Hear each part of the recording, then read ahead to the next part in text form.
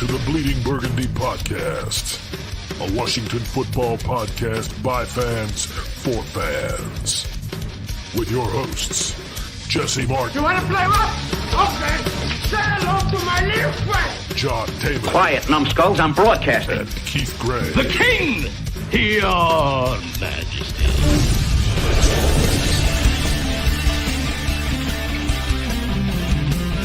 And now here's your host, John Taylor.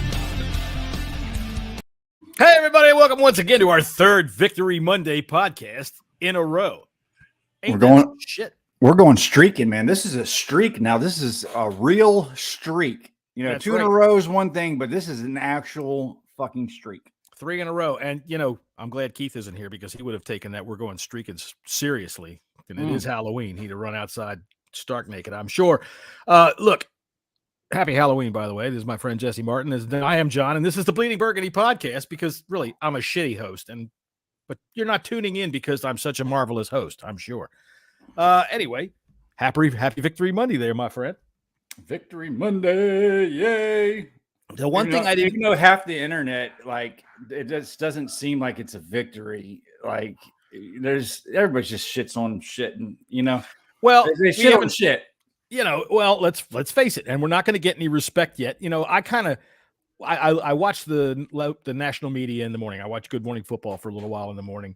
And I always like to watch it on Monday because I like to see the highlights of the Sunday night game because, you know, I'm old. I go to sleep at halftime. Yeah, I can't hang either. Dude, and doesn't it always seem like you go to bed at halftime, it's 10-7, and you wake up and it's like 41-38. You're like, what the hell happened? Yeah. They're all like, hey, John and Jessy went to bed. Fucking let's run it up, go. No, that happens. Like the first half of the Sunday and Monday night's game are usually boring as shit. It's boring as shit. Yeah, and especially since they cram so many commercials into the first quarter. That's an hour and a half. Yeah. You know what? That's weird, man. That's fucking weird. It's not weird because half their audience, more than half of their audience, is on East Coast time. That makes sense. Hey, there's our friend. Hang on a second here. We're going to introduce our friend.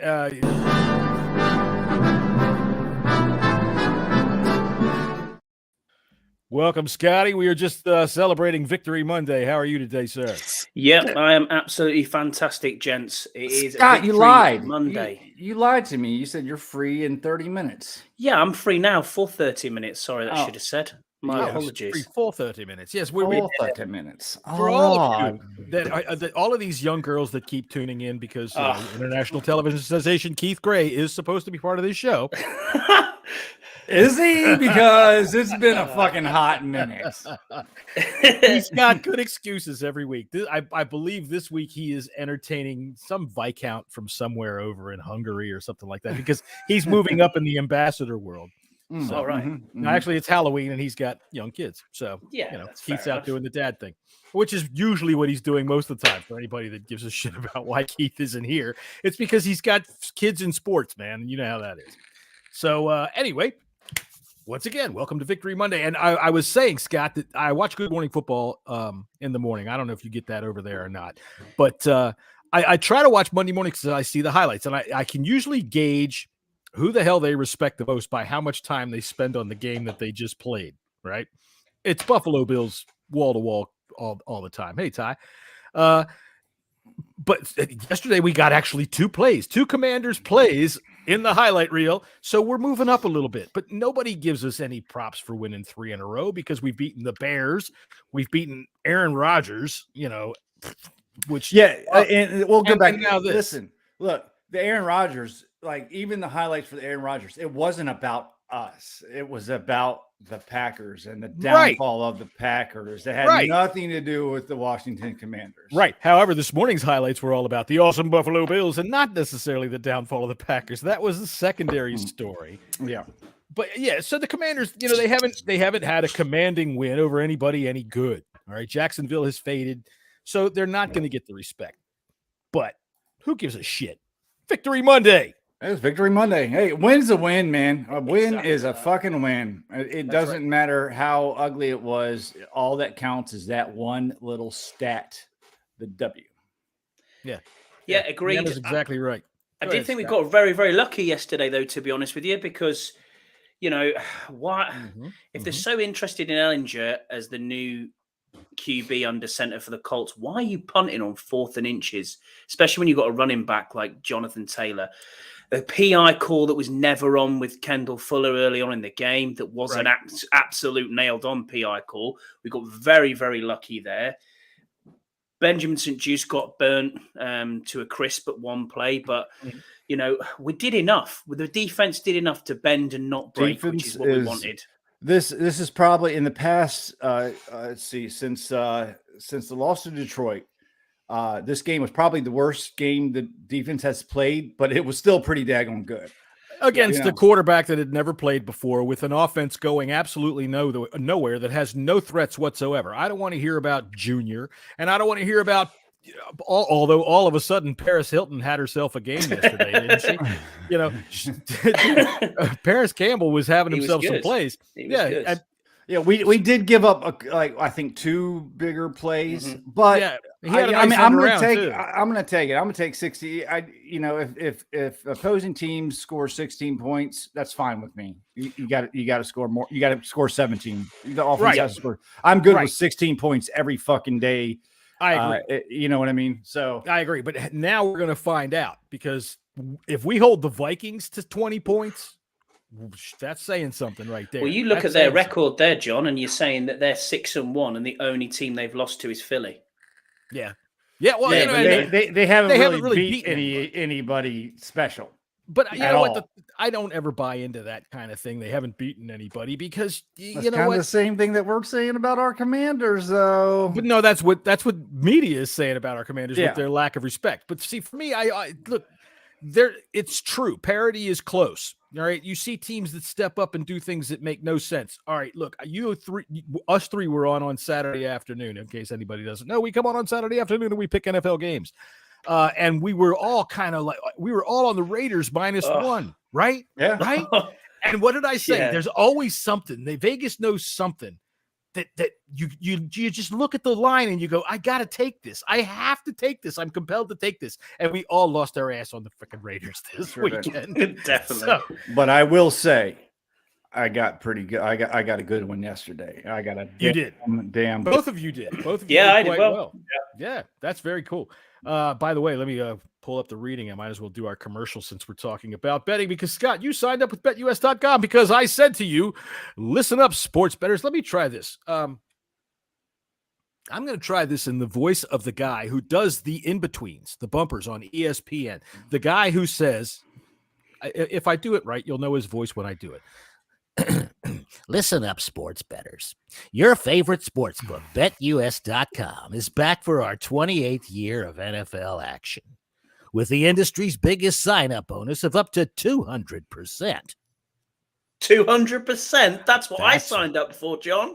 And you cleaned up, Scotty. BetUS offers our members the opportunity to cash in on all your favorite sports, including NFL, UFC, MLB, NBA, and NHL. Is there anything else playing right now, fellas? Is MLS playing? Oh, that would be World fun Cup to watch, wouldn't it? Oh, shit, that was a terrible joke. Bad. Ty is here live. He's going to jump me live. Can't go making fun of MLS patients. Well, you know what, though? I think I could beat up practically every one of them. Oh, you're such a dick. I know, it's terrible. It's awful. All right. If you're looking for live in-game betting, incredible odds with daily odds, boosters, props, and parlays, we got them. How about fast payouts and exceptional one-to-one? Sounds like Dan Snyder. Yeah, that's my Dan Snyder voice. As a matter of fact, that's right. Log into BetUS.com or call 1-800-792-3887 and 800. That's 800-79-BET-US. BetUS.com, where the game begins. That might be a fun thing. Everybody can write in and ask me. Or when it comes time to do the reading, we can see who's in here. We usually get a decent crowd in here, and you just tell me which voice you want me to do this in. I have a bunch of we don't play the commercial bullshits. You know, we like to have fun with our sponsors. That's right. Whether they pay us, we'll find out. They might say, look, that dickhead that was reading those commercials really screwed you all out of $1,000. All right. So, okay. Goods and bads. All right, first overall impressions. We're just now getting to overall impressions. Overall impressions, first off, top of the tongue. Go ahead, Scott. So first impressions were defense was fantastic. Again, the stand from Jamin Davis I was really impressed with. He's playing so good now. Oh, as I was impressed with Cam Curl as well. You know, Cam's amazing. Cam was playing linebacker at a lot of times. He had the green dot. Yeah, he was the captain yesterday. He was the man with the green dot. I've got some notes down here. So I've got I know Bobby McCain's been getting a lot of crap and a lot of heat lately, but I thought he had a really good game, actually. Yeah. I thought he had a really good game. He led the team in tackles. I think he had 6 tackles. John Allen doing his thing, Payne doing his thing. And obviously, we look at the offense. The offense wasn't doing anything at all. It was quite poor throughout most of the game. But that clutch play on the 4th down from Heineke, the way he went in to try and step up to the pocket and then rolled out to his right, throw to Samuel on the 4th down. If that doesn't connect, we've got absolutely no chance of even getting down the field. He had several clutch plays yesterday, even though, he didn't really, I wouldn't call his overall day a good day, other than the fact that he pulled out the miracle victory, which makes it a great day. But he did. He had some clutch throws yesterday. And one thing we'll talk about him in a second. Go ahead. One thing that was weird for me was I seen that the PFF had done their grades for the offense yesterday. Trey Turner was 3rd. It did. He did not have a bad game. No, he didn't have a bad game. You didn't notice him, and that's a good thing. And that's a good thing. One thing.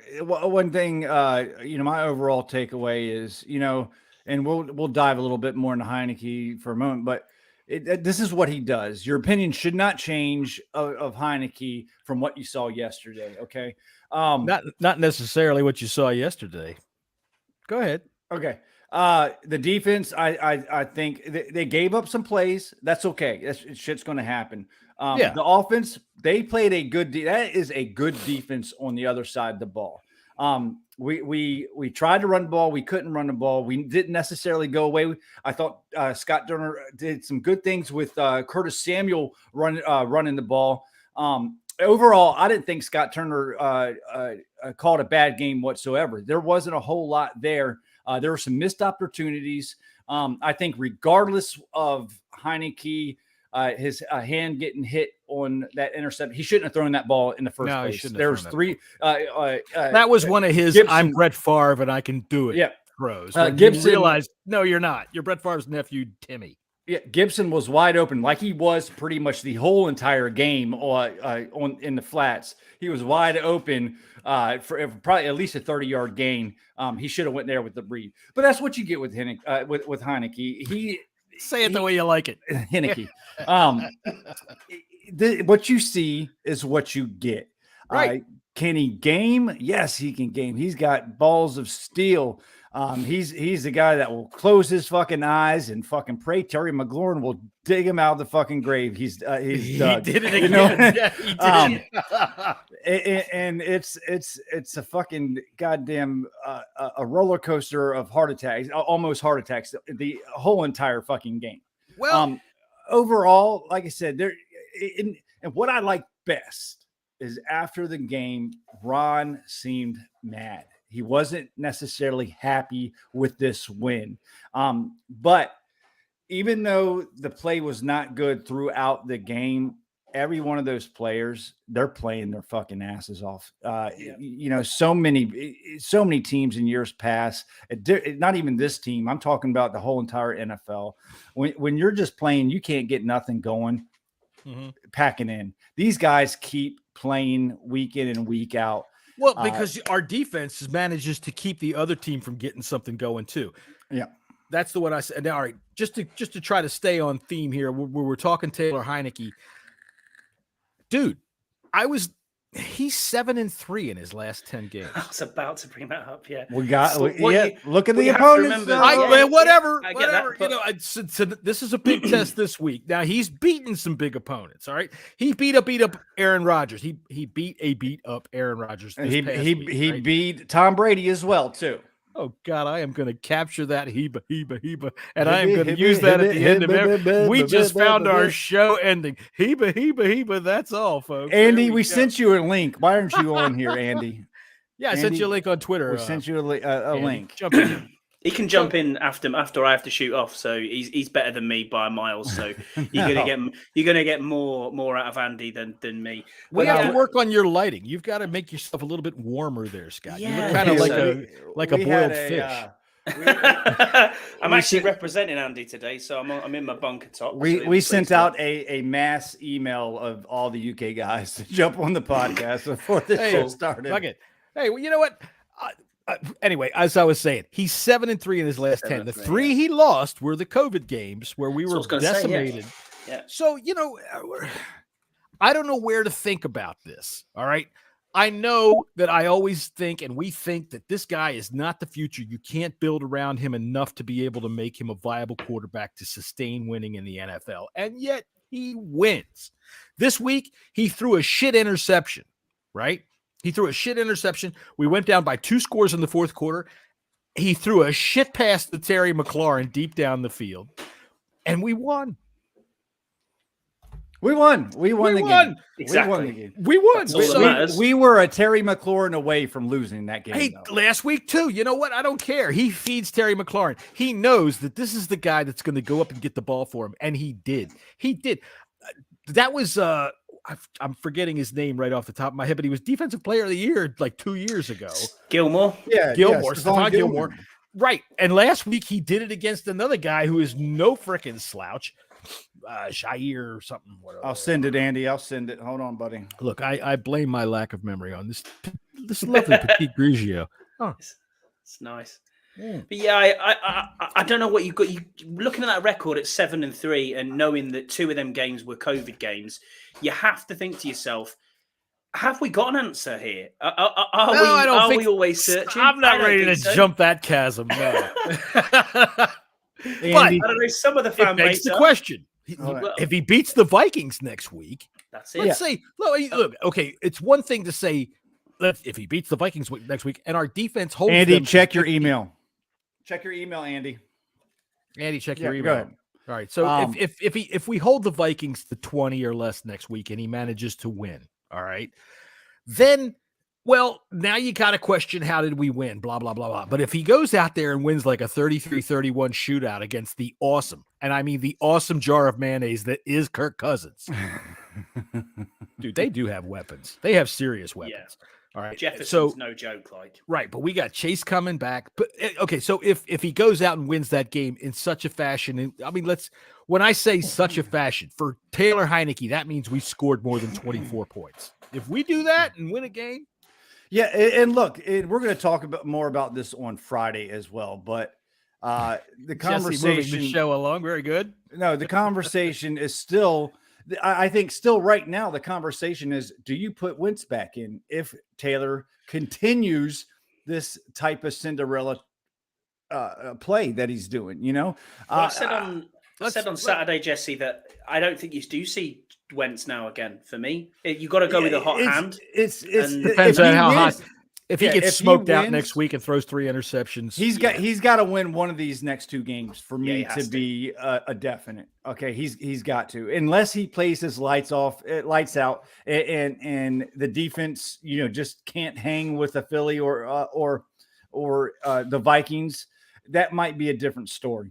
But I mean, if he's putting up 28, 30 points, something like that, and he's got the offense moving, then you have to have a serious conversation. But if he plays like he did yesterday and we lose these 2 games, you go back to Wentz. Dude, if he plays like he did yesterday, we're losing these 2 games by 30 points. Yeah. All right. We cannot. We were extremely. That's what I mean.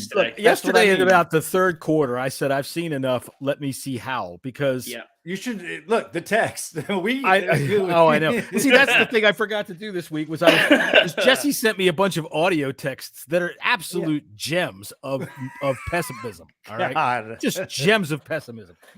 I'll tell you what, if you could touch these texts that are audio texts, they would actually literally start to age your body. They are so pessimistic.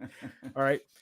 And I didn't download them and get them converted over. So yeah, I just thought we were extremely lucky yesterday as well. I mean, some of the calls went obviously our way. Frank Reich, I mean, what he'd give to take that. He called a game. He called a scared game. Call. Dude, I told you that in the second quarter. That's one of the things about our texts that went back and forth yesterday, because you said something like, it's all over this, blah, blah, blah. Your usual boo-hoo stuff. And I said, I texted you back. This was in the halfway through the second quarter when they started running Ellinger on these planned runs. And I was like, dude, they're calling college plays. He can't do it. They can't do it. So they're done. That fourth down play for them to punt. I mean, they were inches away from I didn't get that. I mean, I went even with a hurt ankle, you got to give him a chance, right? I went to the other room. I was like, okay, this is pretty much over. And I'm like, wait, they're fucking punting? They're fucking punting? Are you shitting me? Well, nobody was shitting you, and that's no for one sure. was shitting me. No one I was think shitting that me. we ought to bring up the fact that Dan Snyder had the balls to show up. That was pretty. You know what? I got to give him credit for showing up. I didn't think he was going to do it. I did not whatsoever. I noticed that he shaved, so this might have been a double. Who knows? He might have sent some guy in there. You might be right. And I'll tell you what. After the game, of course, he went over to Jim Irsay. Jim Irsay, of course, there he is.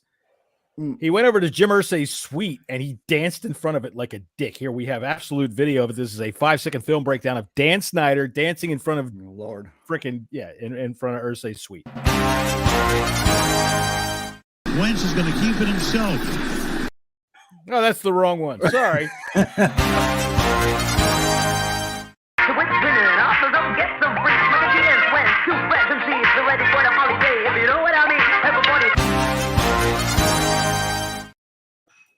All right, there you go. That's much better. Hello, Andy. How are you? Greetings. How are we? I'm over here fucking up the show. Sorry. Oh, no. What's changed? Oh, yeah, nothing. Not a damn thing. So how are you doing today on Victory Monday? Third Victory Monday in a row, by the way. 3. I'm kind of getting used to these Victory Mondays now. It's a streak, man. We're streaking. Just give us the Super Bowl now and I've done with it. It'll be a lot easier. I feel like a Patriots fan. We're used to Hey, this Max Scherzer's in. Look at that. What, are you watching the World Series? No, he's in the chat. Max Scherzer's in the chat. What's up, Hey, Max? you know what? I'm telling you what. Let me see something here. That kid was too tall to be Snyder. No, you know what? That's a good point. Oh, dear. Yeah, so Andy, give us your thoughts. Just your synopsis of the game. What do you think of the game? I think it's the typical Taylor Heineke Washington game. Some good, some bad, some very good, some very bad. It was we've just recorded our show and I had Nick Ackridge on from PFF and he summed it up. He goes, this is what we're going to get from Heineke. Some's going to be great. Some's going to be, we're going to want to, put a statue outside FedEx and somewhere we're going to want to burn him at the stakes. It's going to be one of them. We don't know what we're quite going to get, but I'm enjoying the ride.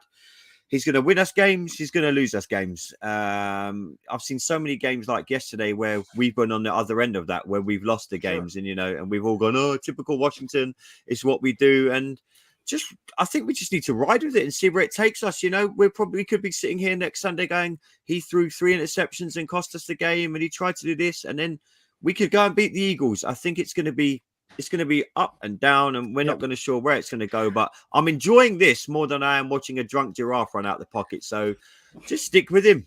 You got a point there, Andy. Wentz is going to keep it himself and get to the 5-yard line. Thank you for helping me unfuck up the show. All right. So far he hasn't lost, right? Yeah. No. And I'm right. I'm going to sound like one of the Hive because, dude, I was saying right before 7-3 in the passing games, John. You have a point there. You have a point. And there are some quality wins in there. Look, yesterday I said to you, I tweeted out like in the middle of the third quarter, maybe early fourth quarter. I've seen enough. Let's get Howell in there. Let's see it. And I'm old school. I am not for just change them out like these Madden kids are, right? These Madden kids, God damn it. I'm not like that. I want to keep that quarterback in there for 10 goddamn years. I've just bought the new John Madden. So, well, there you go. But see, some of these people, they learn football from Madden, and it's obvious. So I'm not for just yanking guys in and out like that, especially since I'm married. But I had enough. I'd had enough of Heineke. And of course, he comes back, he wins the game, and now I catch a bunch of the Hive are jumping all over me. I guess you want that back. And I'm like, no, not really. Because long term, is he the answer? Because I would have said 5 minutes ago he's not the answer, but I'm continually rethinking this guy. The dude doesn't lose. He wins. The other thing you've got to think there, John, is people playing for him. The team are playing for him. They want to win. You look at the team afterwards, you look at all the social media that's come out, it's a group that wants to win.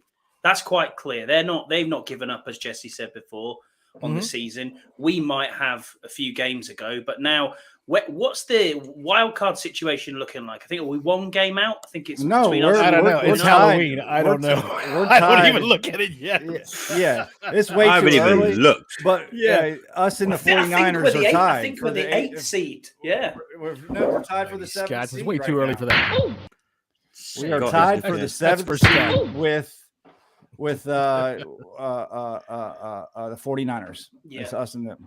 But I mean, look, my opinion on Heineke as a quarterback has not changed just because he's won the past 2 games.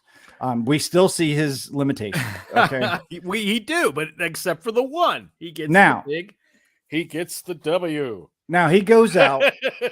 That's it. If he goes out and he performs against the Vikings and gets a win, and then he goes out and performs really strong against a really tough Philadelphia Eagles team and gets a win, maybe that'll inch me closer. I don't know. Tell you what I think I'd rather see is Ron take his ship for as long as it's going to go, whether it's this year or next year, or he gets all 5 years with Heineke. All right. If he wins against the Vikings or the Eagles, which presumably after that, Wentz is due to come back. If we win one of those 2 games, ride Heineke. You got until you can't ride him anymore. And that's Ron's quarterback. Don't go drafting one next year. All right. It's Heineke, Howell, and whatever schmuck we have that's going to be on the practice squad.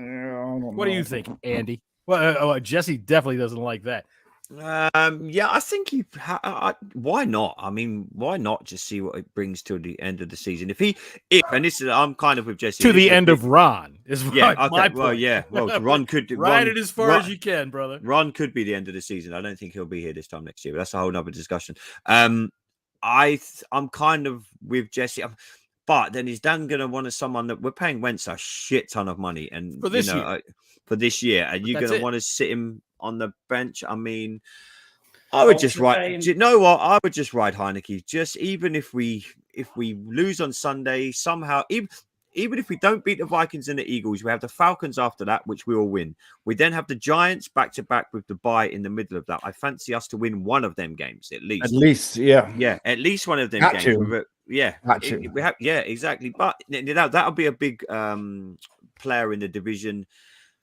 I think he gives us a better chance of winning than Wentz. I think he does too. Yeah, I think you're absolutely right, and it's not just because it's not because of his skill set. It's because of the whole team rallies around him. So it's weird, man. This team has a different energy with him under center than it does with Carson Wentz. Now, I'm not going to sit here and tell you that Carson Wentz would have lost that game yesterday. I'm not going to tell you that. We don't know. But I think he likes to target Terry a lot, and Terry did not get a lot of targets when Wentz was under center. And Terry has been the sole purpose of us winning these past 2 games. Yes, but I will also point out that the ball gets spread around. Heineke hit like 9 receivers yesterday.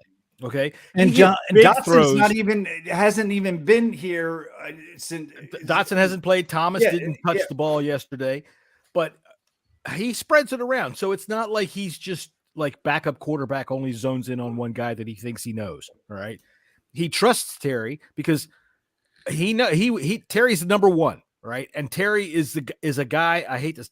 I don't know. I'm going to sound like I don't know what the fuck I'm talking about, which is probably most of the show, but.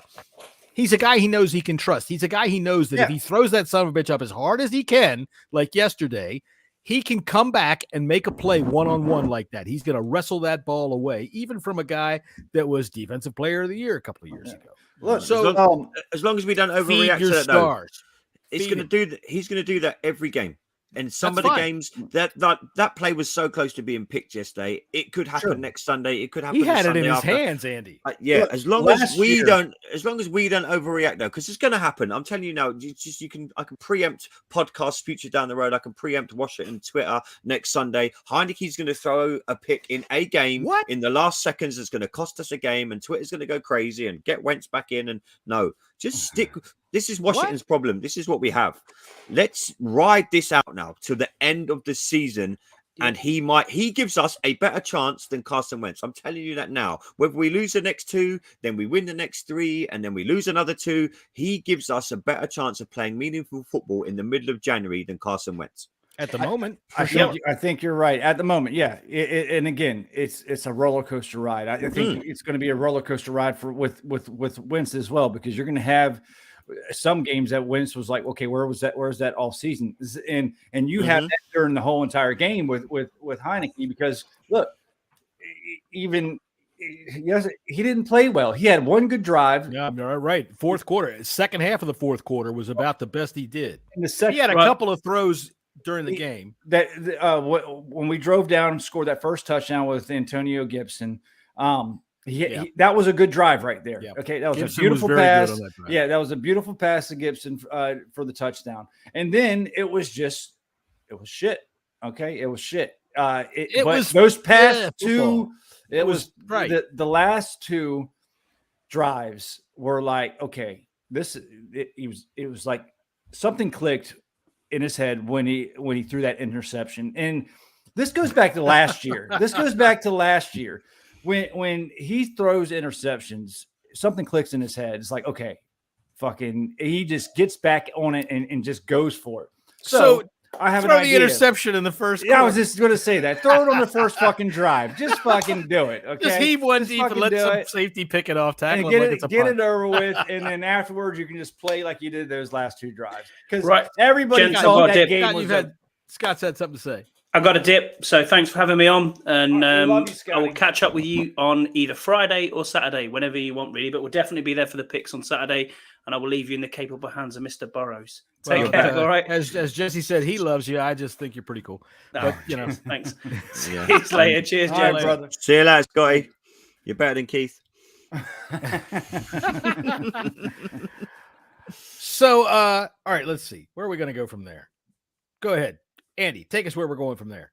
I want to just mention how good Antonio Gibson has been. The guy has got, I got bashed on Twitter yesterday. I was like, where's all these Washington fans wanting him cut now? Do you remember all these people that when he was fumbling I the ball? I was down on him. I didn't want to cut him.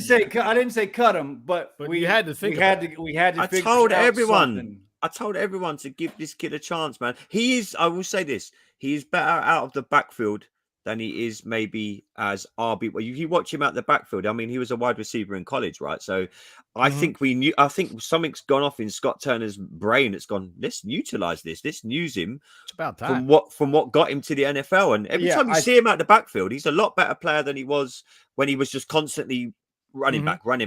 So that's why. That's exactly why they went out and drafted Brian Robinson. Brian Robinson. Yeah. Because of the fumbling. It's just a problem. And he was getting beat up because he was the main back. He's constantly nicked. And you needed to get that running back that will soften up the defense, take it up the middle, and Gibson is now being used like he should be used. But since he was the primary focus, the primary back last year, the more that you get Gibson, we want Gibson to have as many touches as he can get, but not too many, because for one, you're going to nick him up. He gets nicked up a lot. He was nicked up all last year. And I think that also don't go away quickly. No, it doesn't. No, trust me, they don't. And also running him up the middle, 12, 13 times a game, that's just asking for a fumble. So now they've primarily used him on the outside and in the receiving game, or running to the outside where he can actually get his body set so he can actually take care of the ball. Because before, you notice how he carried that ball. As soon as he got it, ran up the hole. Carried it like a wide receiver. Yeah, that ball was still on the outside. His other hand is out in front of him. Yeah. Yesterday, he started the game, though. The first carry, the first play of the game was Antonio Gibson around the end, and he got a good gain. The thing I'm seeing more out of Antonio Gibson, he's more sure of where he's going. All right. Yeah. His speed it's not like he's running up the back of his lineman anymore. He's picking the hole, waiting for it to pop open, and then accelerating very well through the hole. He's fast, man. He's fast. He's quick. He's letting the offensive line do some work as well. He's being you got to give him a chance, now. Right? Yeah. You got to give him a chance to be able to set and move those guys, and it doesn't take long, but you can't just run up their ass. So, if you look at the rest of the team, though, they averaged like 2.5 yards a carry yesterday. Brian Robinson has not been playing well, and I think it's probably more because of the interior line is not able to get the holes that he needs to. But that's okay, though, because that still sets up us up for downside. Yeah, you got to keep doing it, and I think things are going to get the offensive line is slowly. Samuel had some very nice runs. Yeah, the offensive line is slowly but surely starting to play. Trust me, they're not good. Okay, let's. I'm not putting it out there, but they are getting a little bit better every game. You can see a little bit better. I think it helps having a quarterback that can scramble. It does. I mean, there's still one of the worst offensive lines in the league, but the fact that Heineke can move and is able to move definitely does help out a lot. So does he really move all that much, though? I haven't noticed. I mean, he's had some plays outside of the pocket, but most of the time he stays in there. I see him move up and back, up and back. He's climbing and moving over. That's the Brady. That's what I call it. That's the Brady. And when he has to take off a shoot outside, he will. But when you have Wentz back there, and listen, the offensive line wasn't doing Wentz any favors either. But since Wentz was just basically standing like a statue, not being on a move, those two things collided and just did not go well whatsoever. Now, frankly, I've heard some people have said that the reason that the offensive line did that with Wentz is because he has red hair. Andy, what do you think of that? Don't trust anyone with red hair. Look at Prince Harry. That's right. Now see, Jesse, that puts us in a whole other class when we have references like that. Butt pats and head smacks. All right, let's do butt pats. Butt pat. Attaboy. Head smacks. Get out of here. All right, I know you've been watching the show for a long time here, Andy, and you've been part of us and a good friend of us, so you know what this is all about. So let me have your first offensive head butts. I'm all over the place. Your first offensive butt pat of the day. Big Terry McLaurin, my friend. Well, the guy is the most underrated wide receiver in the league. I think. I mean, more people should be talking about this man. I've had the NFL Network on probably since I come home, and yes, Yam mentioned my hair. I did have a little nap. Dude, you look seditious. Thank you very much. I've had the network on, and I don't think they've mentioned Terry. They might have mentioned him once in 3 hours of me watching NFL Network. So underrated, man. It's the one play. Yeah, and if there's not many other people that could have made that play. Yes, Heineke underthrew the ball, but Terry went up there and he got it. And yeah, for me, Terry all day long. That guy is he's a hero to us, but he's an unsung hero around the league. More people should be talking about him in the elite level. You know, we were talking about this a few minutes ago about his contested catches. Last year, he was first by a mile in contested catches. This year, this probably puts him back in the lead. He was second. Now, I would assume that he's number one in contested catches because pretty much every catch he makes is contested one way or the other. The guy, that's his ball. When it's in the air, that's coming in, it's his. Yep. He said, "Fuck you. This is mine. I don't give a shit about your all pros. I don't care about your defensive player of the year. That ball is mine, and you can go home."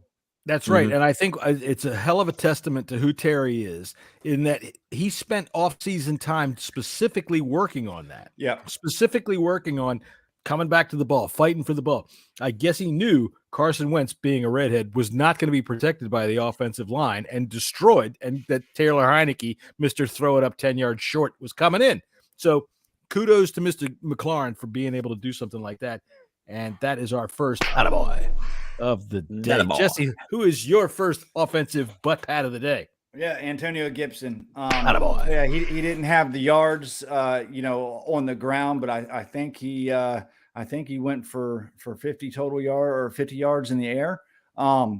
He keeps. this year he just keeps getting better and better and better. Now they're able to use him in the proper way. The guy's got great hands. His vision's getting better. He's securing the ball. Knock on wood, everybody. And he continues to make plays. He was part of the 4-leg parlay that won me $460. Touchdowns. Yeah. All right, my first offensive my offensive attaboy of the day is going to be Taylor Heineke, because I think I might be joining the hive here soon. Oh God, John! The man wins games. I know. Everything about him is just it can't sustain. There's no way he can keep this up. 14 points a game. You're never going to live that way. 17 points a game. But he wins. All right. So whatever it is right now, I'm going to take it. Like Andy said, I'm going to ride with it. And as far as I'm concerned, Ron Rivera, this is your quarterback. Whether it means that I think he's the future, I'm not so sure Ron Rivera has much of a future. I don't want him picking. Jesus Christ, Jesse, what the hell was that? I wasn't me. Oh, I don't think. What me? Nobody heard anything? No. Maybe it was me. Look, so Taylor Heineke gets my attaboy of the day. He won the game, dude. Terry won the game. Let's be straight. But he trusted Terry. He threw it up there. And then, hey, what do you know? At the goal line, we did something smart. We fucking got up under center and snuck it in. I think that play has like a 99% success rate. God damn it. Do it every time. Except for if you're 3 yards out. All right, so does anybody have any more offensive attaboy? No offensive attaboys. Nope. That's it. I will give one more attaboy, and that's to Keith Larson, because our center problems have gone away. You can never get his name right. It's Tyler Larson. Tyler Larson. Whatever. I was sorry. I was thinking about you. Got to be a Keith. You called him Kyle last year or last week. I think there's a Rick in there or Kevin at some point. Damn it! Let me tell you, I'm glad none of these trick or treaters are coming to my house. John hasn't taken his tablets today. Hey, that's for weekend fun, buddy. Andy, what do you guys do for Halloween over there, by the way? My daughter went out trick or treating tonight. Yeah, she went knocking on doors, got some candy, as you guys call it. Yeah, same as you. We have Halloween parties, sweets. Oh, sweets. Yeah. Okay. That's what I call Jesse. Yeah, then trust me. Spend a weekend in a room with him. You won't be calling him that. That's not what I've heard, Mr. Crop Duster. You ass. Don't know what you're talking about. Yeah, no, we Halloween parties at the weekend, and everyone gets dressed up. I love Halloween. I think it's probably I prefer that to Christmas. It was a lot more fun when I was younger, I must say. It's more for the kids, yeah. It's for the kids. It's for the. No, I don't mean when I was a child. I mean like when I was in my 20s, going to parties and shit like that. That was. Oh fun. Jesus, yeah, but you probably had to come in because the air raid sirens were going like during the Second World War, weren't you, and stuff like that. Oh yes, that's right. I dressed as a blackout curtain. Look at me. Oh, World War II, Jesus. I'm old, but I ain't that old. I was probably more to the Vietnam War. I was dressed as a protester, getting my head beat in by a cop. How about that? Oh, Jesus. Attaboy. That's what I got. All right, so defensively, let's go to defensive attaboys. Jesse, go ahead. Who gets your first defensive butt pat of the day? Man, I'm going to go to Jamin Davis. I think week in and week out, we see him making plays. We've said it before. I think we said it last week. We said it the day he got drafted when we did our draft show. I said it last Wednesday, right around 9 o'clock. It's going to take time. It's probably going to take at least a season for him to put it all together, and he's putting it all together. He's making plays. Yes, he got beat. He got beat by Nymean Himes, but right, all linebackers get beat. Okay, that was a well-designed play. Nobody was there. Look, it was a perfect pass. That happens to every single linebacker that's ever played the game of football. I see people bitching about why is he covering running backs? He shouldn't. That's what linebackers. That's what they do. Okay, that's what they fucking do. So Madden, please, dude, this is what Madden teaches kids. I know it's yeah. No, but if it was not for Jamin Davis stuffing that goal line run by Taylor, we would not have won this game. It started with that. Jamin Davis showed up immediately. Like the second play of the game, he made a play. And I will tell you this, Madden taught my kid how to read defenses, and now he sits here watching football with me and telling me what the hell he sees, and it's like, whoa. You know, they must have listened to this podcast. Jack Del Rio must have listened to this podcast because David Mayo and John Bostic were not on the field all that much. They played one linebacker, 5 defensive fronts most of the game. They had Cam Curl come down and fill that void in the linebacker role. But you know, they Cam Curl was calling plays too. They let Davis, you know, they let the reins off, man. They let him go, and it's now paying dividends. It definitely is. All right, Andy, who gets your first butt pat for the defense? Mr. Payne. Payne. Yeah, I thought I'd seen an interesting stat today, and Nick mentioned it in our podcast as well. If you look at Payne and Sweat, they play 90% of the snaps, which is the highest in the league, apparently. And I don't know if that's a worrying thing, but I think the work rate that they're getting through. I just chose Payne because I thought he was really good. I mean, he recovered a fumble. He recovered a fumble. He got the sack. He got a sack. But it is interesting when I went and had a look after Nick mentioned that to me, and I was a bit surprised and taken back because, you know, playing 90% of the snaps in the NFL, he says the average is 60%. So our defense are really working overtime. So yeah, I'm gonna give it to Payne. You know, I think that's might change up just a little bit here coming soon, because we're going to get help on the defensive line when Chase Young gets back. They will be able to move F.A. Obata and the inside and have more of a rotation, because John Ridgeway is also playing well too. Yeah, is Chase expected to be on the field? Is he expected to play anything this Sunday? He's possibly. He's that 20 to be Sunday. That 21-day window starts on Wednesday. They're going to monitor him. It might not be Sunday, but there is a chance that it is Sunday. They have 21 days to activate him.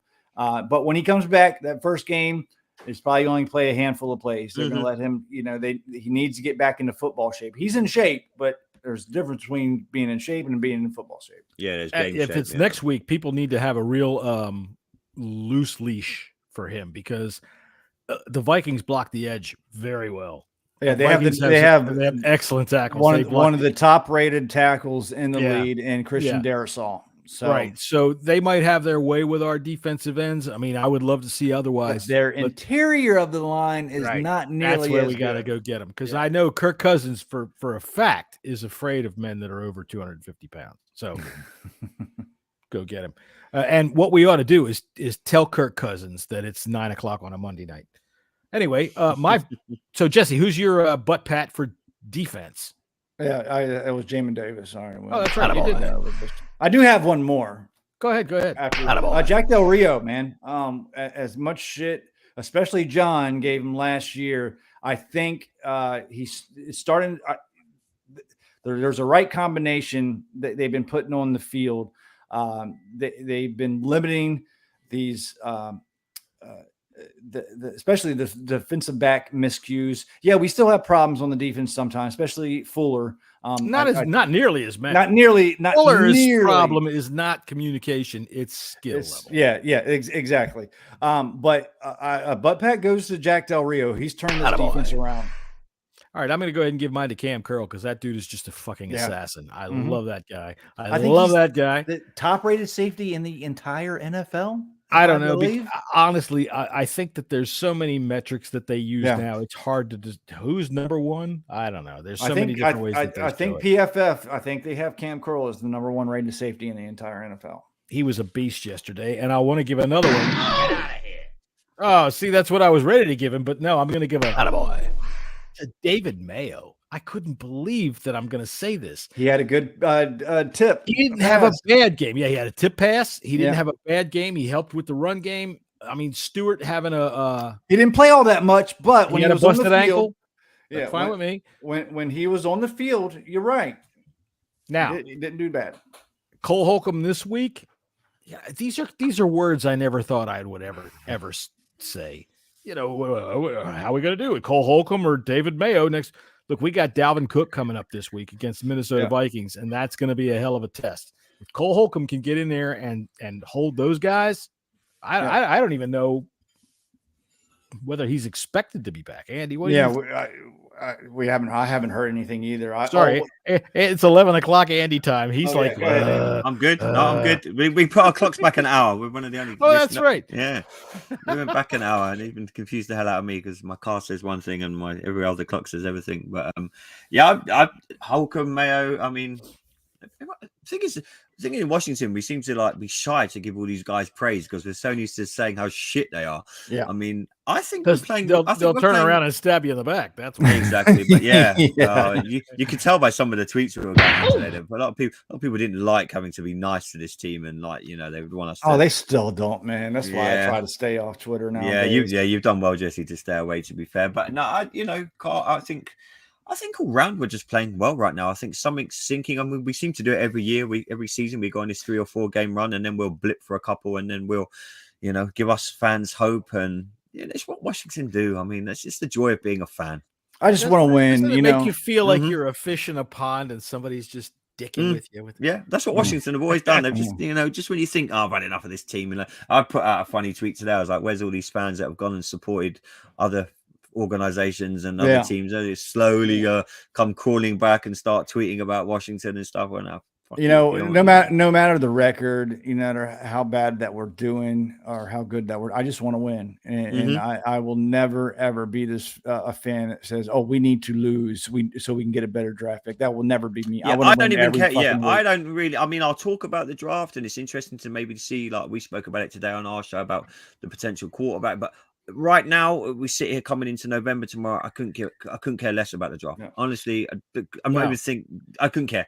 I just want us to win. And if we somehow play meaningful playoff football in January, and I get to jump on a plane and come and I've said for years it's my dream to come and watch my team play in a playoff game.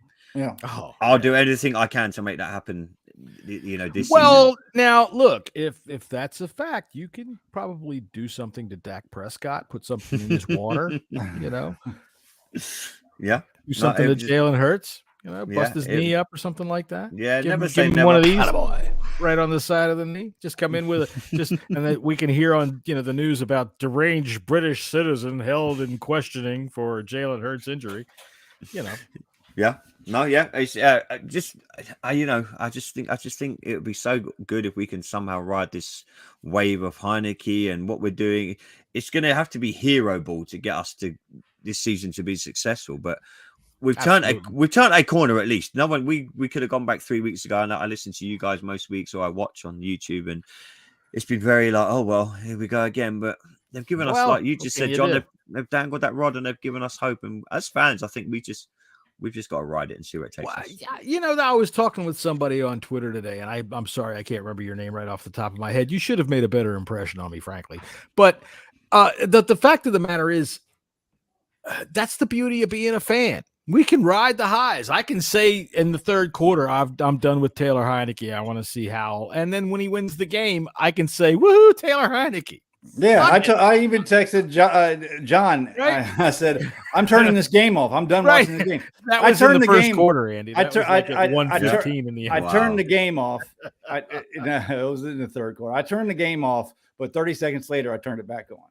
But that's just of course. It's the joy of being a fan. I think it was right after the interception. That's right. I think that's right. Being a fan, there's nothing wrong with being wrong as a fan. Who gives a fuck? If I'm wrong about Taylor Heineke and we start winning football games, great. Super. I'm happy. Yeah, that's me. I'm the same thing. I hope I'm wrong. Shit. I hope he's a 10-year starter. All right. Do you have any special teams heads? You got any special team butt pats? They were solid this week, I think. What? I can't ever remember his name. Tressway. Oh, Tressway had a boomer. Yeah, from his own, from the end zone. If he doesn't make the Pro Bowl this year, it's a sham. I was going to say Tressway. He's just the guy. Just gets another. This seems to be the word of the day is unsung hero. I mean, he flips the field. He flips the field almost every time he's got a kick. He's got to kick it. He's probably our most. If you look at reliability, he's probably our most reliable player. You can guarantee that he's never going to muff a punt. He's never going to. Some of the players you see in the NFL, you think, Jesus Christ. He has a shank, Right. No, I think last week he had one punt that was like, okay, are you serious? I think it was the last punt of the game. It only went like 45 yards, and when you're the Commanders punter, we're used to like 75 yards. When you're the Commanders punter, your foot gets tired after a while. Yeah, you're probably the most overworked person on the roster. That's right.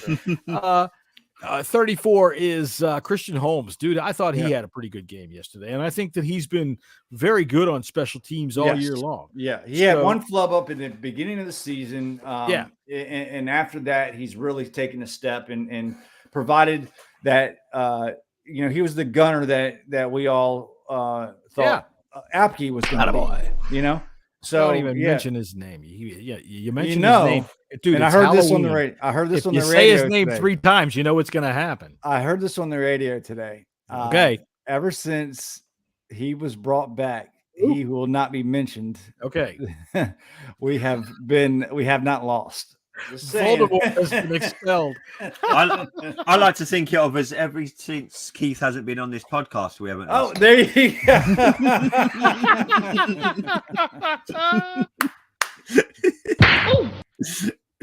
He's gonna. There you go. He's gonna hate you for that, but right now he's picking through his kid's bag and going, "These Reese's are for me. They look like they've been tampered with." Right. God bless him. Yeah, don't you even? No. All right, so let's go to head smacks. Head smacks for offense. Go ahead, Jesse. I got to go to Taylor Heineke for that interception that he had zero business. Oh, it was terrible. It was horrible. Especially when you had Gibson wide open again. I mean, he was open almost every play on the flat. The Colts left that open all effing day. Yeah. Yeah, that play right there was just, I just wanted to pull my fucking hair out. Well, that's a lot of fucking hair. Get out of here. My beard. Andy, who gets your head smack on offense? Struggling this week. I thought everyone played. Maybe Brian Robinson, just because he doesn't let plays develop, like we said earlier, and that's not a It's hard to get someone this week just because I think the Colts played very, very well on the defense. Defense. I'm really going to struggle because I thought they were excellent, but they have a really, really good front seven. And their best player, Shaq Barrett, or not Shaq Barrett, Darius Leonard. Darius Leonard, but Shaq Leonard. Yeah, Shaq Leonard. He likes to be called Shaq now. I guess. What's wrong with Hutch? He got the interception. But yeah, we've played 2 top 10 defenses 2 weeks in a row. And we struggled, but we came out on top. What about Cottage Leonard? Why does he have to be a Shaq? I don't know. I think that sounds Shaquille is his real first name. Is it really? Okay. Yes. So he's Shaquille Darius Leonard. Yeah. Jesus Christ. His parents have too much time on their hands to think about vowels and fucking consonants. Anyway. All right. So my head smack for offense. I gave my butt pat to Taylor Heineke for winning the game and having a good second half of the fourth quarter, but I'm going to give mine to Taylor Heineke for the rest of the fucking game. Although he had some decent throws. Like I said, he spread the ball around. We had a lot of players catch the passes, which is good. Did Logan Thomas even step on the field? No, he played for. He played a lot of this. He took he played. I didn't see a catch. I saw Marty Rogers had a catch. They used him blocking quite well as well at times. I think I saw the Nate's had a catch. Snaps. It was like 76% of snaps he was out there for. Wow, really? And Heineke didn't lean on him. That's interesting because a good tight end and a quarterback that can't throw very far are good friends. Yeah. But that's about it. And this for Taylor Heineke is definitely done with my tongue between my teeth because overall, dude, he got the win. That's the whole thing. That's why I'm thinking about the Hive. That's why I'm petitioning the Hive for possible membership. That's right. I'm calling up Rigo's 77 chip or whatever. Swarming around you right now. That's right. All right. So, Andy, what about you? Did you give me a head smack already for offense? Offense I done, defense I'm Thank you. I blame again my lack of memory on this now empty glass of Pinot Grigio. I do have one for the defense. All right, go ahead. Defensive heads, Max. And we've been giving him butt pats pretty much all season long. But Benjamin St. Juice gave for one play. Yeah, for one play. And other than that, man, I got no qualms with the defense whatsoever. Yeah, I'm the same. St. Juice probably, and it proves how high his standards are now that we're even calling it out for that one mistake. But for me, the defense, again, I said it we done our pod about 2 hours ago. I can't fault them the last 3 games. They've really stepped up, and they spend a lot of time on the field. And like I mentioned earlier, 90% of the snaps, pain, sweat, they're on the field. You will not get that in many other NFL teams. You go and have a look. No. I was amazed when I went through the whole stats. I jumped online and had a quick look, and the Commanders, it's a bit like, we don't have footballers playing the full 90 minutes over here sometimes. Them boys, to do it in the NFL to that standard is full credit to them. At that position, you're taking an absolute pound. You're dishing out it's a slugfest brawl down in there. Really. It's just a fight. Really? They've really been playing well since the Philadelphia game. Philadelphia scored some points on them, but they started to come together. And a lot has to do with two reasons. Cam Curl came back because he was injured the first 2 games of the season, and William Jackson III has been out since the Philadelphia game. That's right. So, attaboy for keeping William Jackson III on the bench. Yeah. I think that has a lot to do with it. They're playing sound, solid football right now. They are. And I'll tell you what, I'm going to go ahead and I'll add attaboy. Casey Toohill, that dude is a meat and potatoes type player. He doesn't do anything spectacular, but when they need a stop and there's a tackle, he's down at the bottom of the pile. And that's what you want to see. You want to see a guy that's in on the play. And he gets in on the play, man. The dude, nothing spectacular, meat and potatoes. Casey too. Attaboy. Good play. The only head smack that I could give this week on the defense, I'm not going to. There isn't, and there really isn't one. When you can hold an opponent to 16 points, and I don't care if it's Sam Ehlinger and is it Ellinger or Ellinger? They kept calling Ellinger. Ellinger, I think. It sounds cooler. Ellinger sounds so much cooler. I don't know what the fuck's wrong with that fucking damn family line. Jesus Christ. They're from Texas, right? God damn it. Yeah. Get it straight. All right. So anyway, well, Andy, the King's English, what would you say? Ellinger. Mm-hmm. Well, you people, what the fuck do you know? We know absolutely fuck all about fuck all. Frankly, I love the phrase fuck all. I've adopted it myself. Yeah. See, I've taught Jesse. Now you're next, John. The one thing that I would give a head smack to isn't really a player. It's just the fact that mobile quarterbacks give us problems. All right. We had issues with Fields in Chicago. All right. He made a couple of big plays. Yesterday, I think that the Colts, I texted you, Jesse. I mentioned it earlier. They got nothing left. They're running Sam Ehlinger on these college ass plays. But he was finding openings. He was finding creases. So I heard Ron Rivera on the post game, and he wasn't very happy about things. And he was talking primarily, I think, about the defensive line and how they were not following assignments. And that led to creases and openings that he could use. So while I'm not terribly afraid of Kirk Cousins in that respect, Jalen Hurts is another story. So if we're going to have a chance, we got to clean that mess up. All right. So we're coming up on an hour. Anybody got any sit downs and shut ups? I don't. Nah. No, I don't. I would say sit down and shut up to the Hive, but I think I would like to become one of their brethren. But no, Sabal can sit down and shut up. Yeah, she's like the queen bee of the Hive. Sit down and shut the fuck up. Shut up! Shut up! Sit the fuck down and shut up! Shut up and sit down. Will you shut up? Just sit your ass down here and shut up. Right. Yeah. And I honestly, God, I've heard Sabal on several different radio calls, and that's who you're talking about, right? Yes. Yep. Yeah. She thinks Heineke is the second coming of Joe Montana. I heard her on. She was on Doc with Doc Walker. Even I know who she is. I mean, Jesus Christ, her talking to Doc Walker is like fucking two walls smacking together. I'm sorry, but there's nothing there to listen to. Yeah, I love Doc for what he did as a player, but as a broadcaster, let me tell you something: the lawnmower going to go out there and start to cut the grass. I love me a bit of Doc. I love Doc too, but what the fuck does that mean?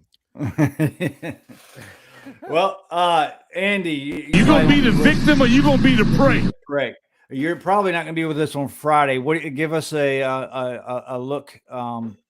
What you're thinking about this game coming up against Kirk Cousins. He's coming back to town. Yeah, the man. Quarterback that should really probably still be the quarterback of this team if they were smart. Our most successful quarterback in my lifetime. Statistically, might not be my favorite. That's the truth. It's the truth, though. Since it's fandom. It's my fandom. How old are you, Andy? 42. Not your lifetime. No, my fandom. My Washington. Yeah, sorry, my Washington lifetime. Christ, I was about to feel really old. He's our most successful. Yeah, I done a delivery to someone today. There was a new guy there, and I don't know how. I said, "How old are you?" He was, "Well, I was born in 1997." I was like, "Oh Jesus!" I was like, "I was 17 years old." Yeah, he was like, "Oh my God." Anyway, yeah, Kirk Cousins. I know Keith doesn't really like the dude, but I didn't mind Kurt, but I would love us to. Do you know what? I think this will be a make or break game for us for all the right reasons. I've got a funny feeling we could potentially. I'm not going to get on the mega hype train, but I just think we're going to compete. I don't think it's going to be. I mean, the Vikings have scored a lot of points recently. They've put up a lot of points, but with our defense, this will be interesting to see what the Vikings offense can do against our defense. So. I think if we win this one, geez, man. I mean, wow. Then we can really start because they're a good team. The Vikings have a bad defense. They're one of the worst defenses in the entire NFL. There's opportunity here. They got a good offense. If we can try to hold them to around 20 points, we got a chance. Yeah, their deep threat is very good. If you look at that, I think our safeties and our corners need to be top of their game come this weekend. We can't be. They had their best player on defense, edge rusher. I can't, or defense lineman or edge rusher. I can't think of the name right now. Went down yesterday. On who? On the Vikings. So I can't think of his name right now. God. So there's a chance. All right, quick question before we. This is prompted from a tweet I saw Keith put out today. Keith put out a tweet today. God, this isn't going to be about food or feet, is it? Keith said he would pick Heineke as a quarterback 10 times out of 10 times compared to Kirk Cousins. I think it's the opposite. Well, Andy, what says you? Something else Keith said, just real quick, if I could. Ready? Yeah, that's why that's on the way out of Jason Wright's office. Who would you rather have? Heineke or Cousins? On the way out of his office. On the way in, really, yeah. Oh man, see, my heart says my head and my heart overrule each other. You've got to go Cousins. He's the most successful. I mean, I know you have to really. Look, come the end of the season, our views might have changed. Heineke could have he might have rode us off into the sunset, and we might be playing a playoff game, a wildcard game. We could be doing anything with Heineke, but with Cousins, statistically, he was our most successful quarterback. He come in where there was loads of drama around it with RG3 and everything, and he put up good numbers as a Washington quarterback, and I haven't seen that in my fandom. So yeah, Keith, as usual, I mean, he's talking shit. The thing about Kurt, go ahead, John. Here's the thing. On the whole effing planet of the people we know that can play NFL football, maybe 15 of them can play quarterback at the level that needs to be played to be a successful winning quarterback in the NFL. And Kirk Cousins is one of them.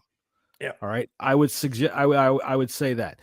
I think that we definitely shit the fucking bed on Kirk Cousins. And if you listen to my previous podcast, if you look at my name right there at Bang Radio Hour, if you listen to that, you would hear me at that time saying, I don't know if I can continue to be a fan if we fuck this up. How can we possibly fuck this up? And what do you know?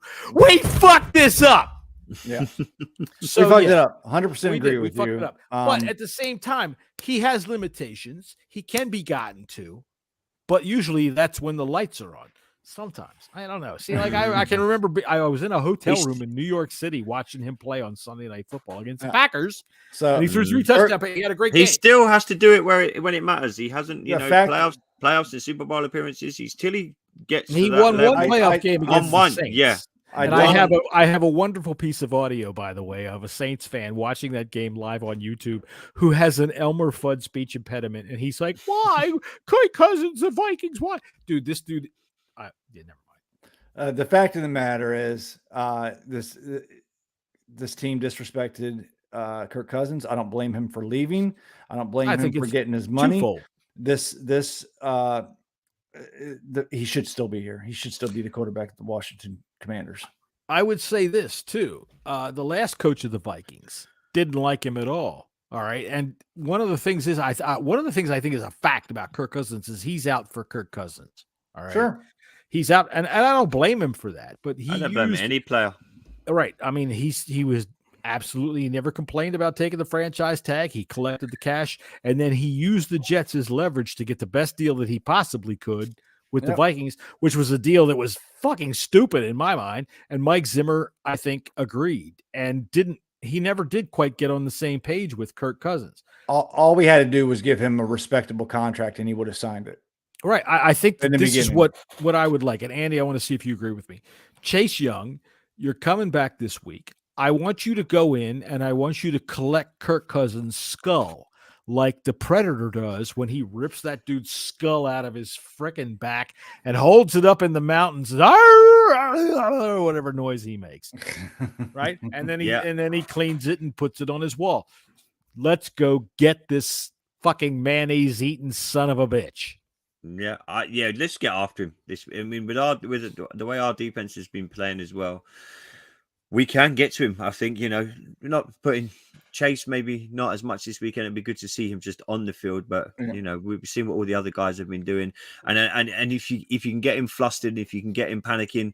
That's what he will do a Heineken. Right. He'll just throw that ball up. And I've called it already. Our defense is scoring 2 touchdowns this weekend. Remember I said that. Hey, you know what? We got 2 fumbles this past weekend. Yeah, because on Sunday, when our defense scored 2 touchdowns, remember I told you on Monday that they're doing that. But yeah, I've got a funny feeling we're going to pull this out this weekend. I don't know why. Maybe it's because I'm on the hype train for the last. But why not? Why not be optimistic as a football team and as a fan base for once? It's just called what other fans do every week. It's just we don't seem to be allowed to do it that often in Washington. So yeah, fuck it. I think we're going to win and we're going to pummel his fucking face into the turf. And yeah, we're going to.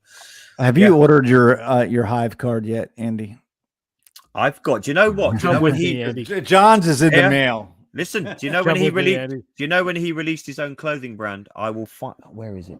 Oh, dude, did you see what he's doing with his shoes? I've got two of his jerseys. His own. I've got the 2 Heineke ones I ordered from the States. I don't like Carson Wentz, so I'm in a win-win situation. I hate Carson Wentz, and he reminds me of Prince Harry. So that's it. And we all know you can't trust the fucking ginger. You can't trust the ginger or royal. All right, I lost what the hell I was going to say. You said something a minute ago, but I'm going to say he was a steal when we got him in 2012.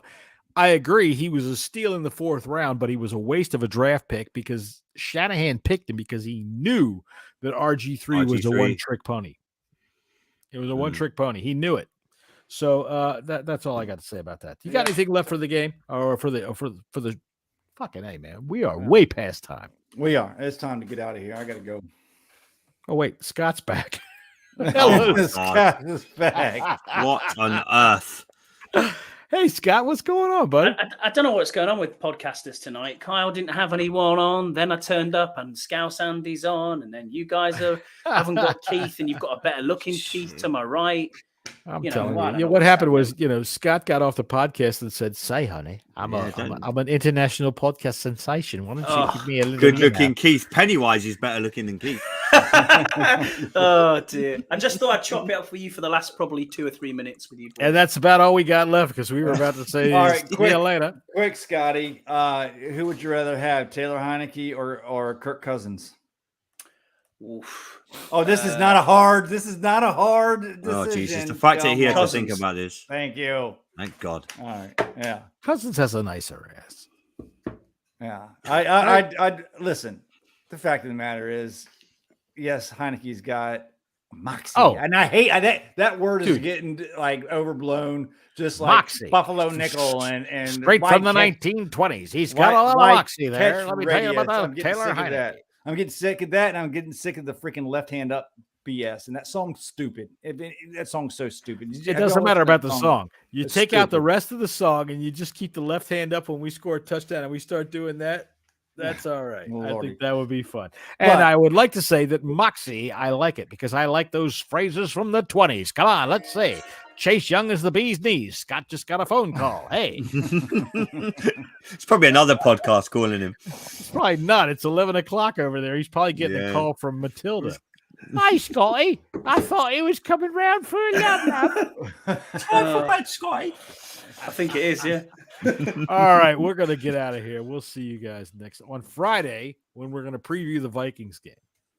Oh, Kirky's coming back to town. Middle finger up. Yeah, and middle finger up. If you want a good laugh, go to the last episode at exactly 1 hour or 100 minutes and watch me absolutely lose my shit. It was funny.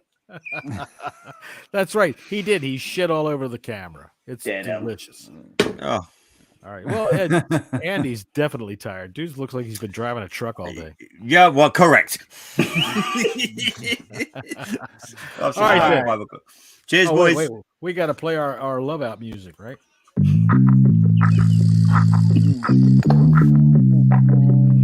Oh, that's way loud. Oh, yeah.